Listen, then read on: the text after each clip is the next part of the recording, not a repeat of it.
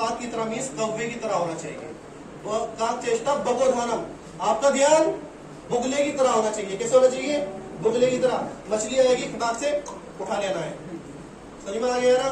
अगर हल्का से भी इधर से उधर हुआ तो आपका शिकार आपसे गया, आपका टाइम आपसे निकल गया, आपकी सक्सेस आपसे निकल गई। काक चेष्टा बगोधानम स्वान निंद्रा अल्पहारम। स्वान मतलब कुत्ता, स्वान निंद्रा मतलब कुत्ता। कुत्ते की नींद कैसी होती है? हल्के सी वाइब्रेशन हुई, हल्का से भी कोई आया तो एकदम उसकी आंखें खुल जाती है। विद्यार्थी को हमेशा अलर्ट होना चाहिए कि कब कोई टीचर कितने सेकंड के अंदर कुछ बोल के निकल जाए, पता नहीं चलता कि कब टीचर कोई अच्छा कॉन्सेप्ट आपको विद इन सेकंड देकर निकल जाएगा। तो आपका ध्यान हमेशा कैसा होना चाहिए? सॉरी, आपकी निंद्रा स्वान निंद्रा होनी चाहिए। अल्पहारम, विद्यार्थी को हमेशा क्या होना चाहिए? अल्पहारी होना चाहिए। उतना ही उसको खाना चाहिए जितना वो डाइजेशन कर सके। ठीक है ना? क्यों? क्योंकि ज्यादा खाने से हमारा ध्यान, हमारा जो ब्लड होता है दिमाग को कहाँ चले जाता है? खाने के ऊपर काम करने के लिए। हमें नींद आएगी और हम पढ़ नहीं पाएंगे। समझ में आया बच्चों? और दूसरी बात क्या है कि आज का जो एनवायरमेंट है मैडम और सर, यहाँ पर जितने मेरे सीनियर फैकल्टीज हैं, बच्चे सोचते हैं कि हमसे बड़ी इज्जत किसी की नहीं है। राइट? बच्चों को एक गलतफहमी है कि अगर सबसे ज्यादा इज्जत है तो हम लोगों की है। ठीक है, अच्छी बात है, लेकिन आपको रियलिटी बता दूं, जब तक आप स्टूडेंट हो, जब तक आपकी कोई इज्जत न तो आपकी इज्जत है, समझ आया ना? ना आपकी इज्जत है, ना आपका कोई टोरा है, ना कोई आपका हो रहा है, ना कोई अपना है, ना कोई पराया है, ना कोई दोस्त है, ना कोई दुश्मन है।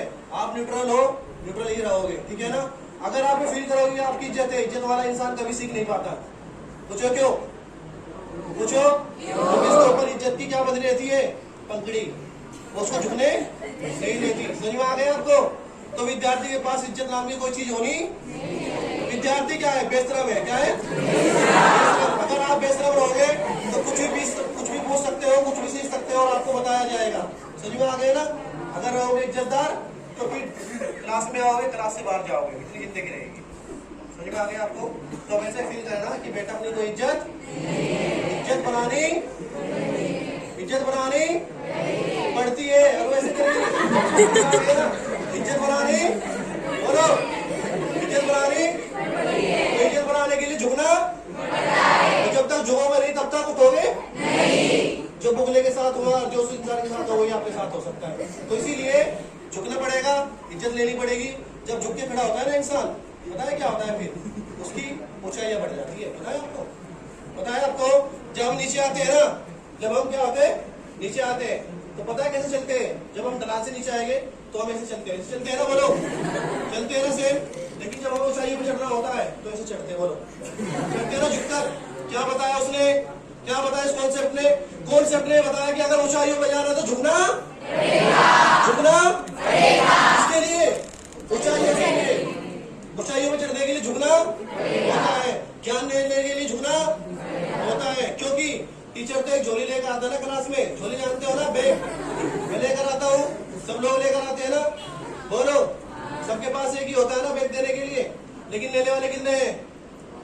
हजारों है ना, लाखों है ना। आपको पढ़ा रहे हैं, कल कोई और आएगा, परसों कोई और आएगा, लेकिन झोली तो वही रहेगी ना। पिछले 4 साल से वही बैग है अपने पास, समझ में आया ना? उसी झोली को लेके घूम रहे हैं, महाराष्ट्र, दिल्ली, मुंबई, जहाँ भी जा रहे हैं, सब जगह तक। ठीक है ना? अब समझिए कॉन्सेप्ट क्या है।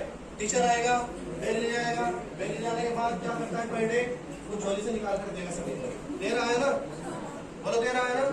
लेकिन हर टीचर के पास एक क्वालिटी है। क्या है? एक क्वालिटी है जो किसके अंदर है? अब वो सबको बराबर दे रहा है ना, बोलो, ऐसा लो, इसके साथ भेदभाव। लेकिन वो झोली के अंदर एक क्या है?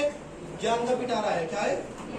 एक जो प्रसाद सबको दे रहा है ज्ञान की फॉर्म में। लेकिन एक बार वो जब मुट्ठी बंद करके देता है ना किसी को, लेकिन टीचर को कभी ये नहीं पता चलता कि वो उसको, टीचर को कभी ये नहीं पता चलता कि सामने वाले बच्चे को कितना देना है, कितना नहीं देना, बस वो देता चला जाता है।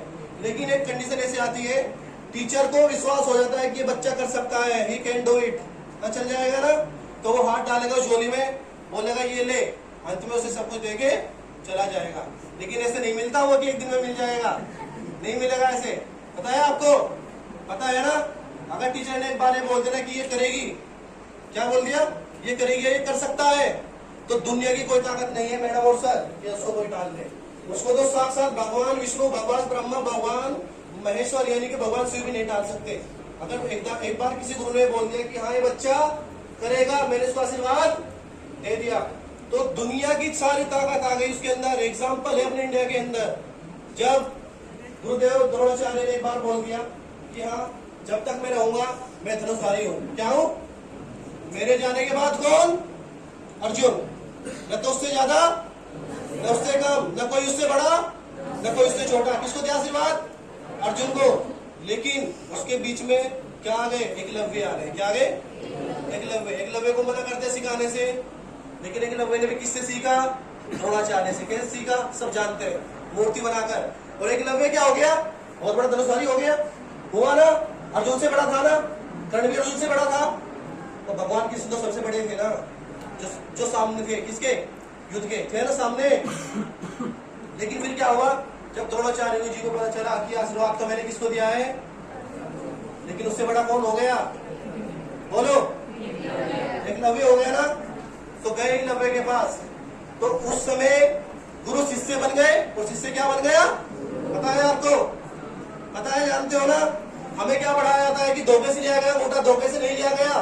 वहां पर कंडीशन चेंज हुई। क्या कंडीशन चेंज हुई? ये हुई कि उस समय जो गुरु थे द्रोणाचार्य, उनको शिष्य बनना पड़ा, और जो शिष्य थे उनको गुरु बनना पड़ा।